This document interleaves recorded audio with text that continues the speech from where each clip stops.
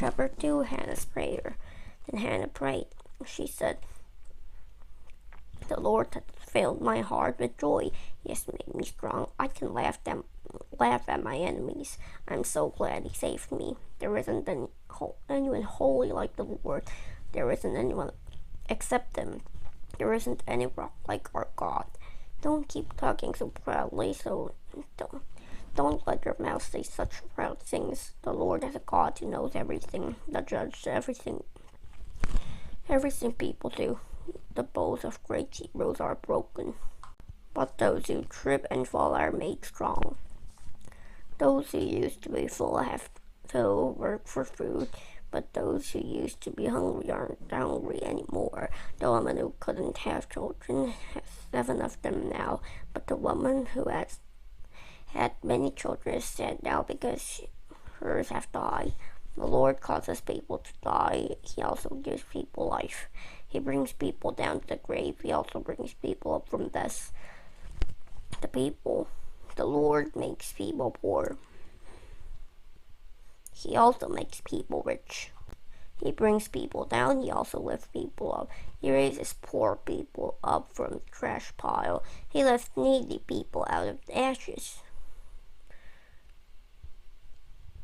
He lets them sit with princes. He gives them places of honor. The foundations of the earth belong on the Lord. On them he acts at the world. He guards the paths of his faithful servants. The evil people will lie silent in their dark graves. People don't win just because they are strong. Those who oppose the Lord will be totally destroyed. The Most High God will thunder from heaven. The Lord will judge the earth from one end to the other. He will give power to his king. He will give honor to his anointed one. Then Elkanah went home to Ramah. But the boy Samuel served the Lord under the direction of Eli the priest. Eli's evil sons. Eli's sons were good for nothing. They didn't honor the Lord. When any of the people came to offer sacrifice, here is what the priest would do. While the meat is being boiled, the servant of the priest would come with a large fork in his hand. He would stick the fork into a pan or pot or small or large kettle. Then the priest would take for himself everything the fork brought up. That's how Eli's sons treated all the Israelites who came to Shiloh. Even before the fat was burned, the priest's servant would come over. He would speak to the person who was offering the sacrifice. He would say, "Give the priest some meat to cook. He won't accept boiled meat from you. He'll only accept raw meat." Sometimes the person would say to him, "Let the fat be burned first, then take what you want." But the servant would answer, "No, hand it over right now. If you don't, I'll take it away from you by force." That sin of Eli's sons was very great in the Lord's sight. That's because they were not treating his offering with respect. But the boy Samuel served the Lord. He wore a sacred linen apron. Each year his mother made him a little robe. She took it to him when she went up the Shiloh with her husband. She did it from her husband went to offer the yearly sacrifice. Eli would bless Elkanah and his wife. He would say, "May the Lord give you children by this woman. May they take the place of the boy she prayed for and gave to the Lord." Then they would go home. The Lord was gracious to Hannah. Over a period of years, she had three more sons and 2 daughters. During that whole time, the boy Samuel grew up serving the Lord. Eli was very old. He kept hearing about everything his sons were doing to all the Israelites. He also heard how his sons were sleeping with the woman who served at the entrance of the tent of meeting. So Eli said to his sons, "Why are you doing these things? All the people are telling me about the evil things you are doing. No, my sons, the report I hear isn't good, and it's spreading among the Lord's people. If a person sins against someone else, God could help that sinner. But if anyone sins against the Lord, who can help them? In spite of what their father Eli said, his sons didn't pay attention to his warning. That's because the Lord's already decided to put them to death. The boy Samuel grew stronger. He also became more and more pleasing to the Lord to people. Prophecy against Eli's family. A man of God came to Eli. He told him, "The Lord says, I made myself clearly known to your relatives who lived long ago. I did it when they were in Egypt under Pharaoh's rule. At that time, I chose Aaron for your family line to be my priest. I chose him out of all the tribes of Israel. I told them to go up to my altar.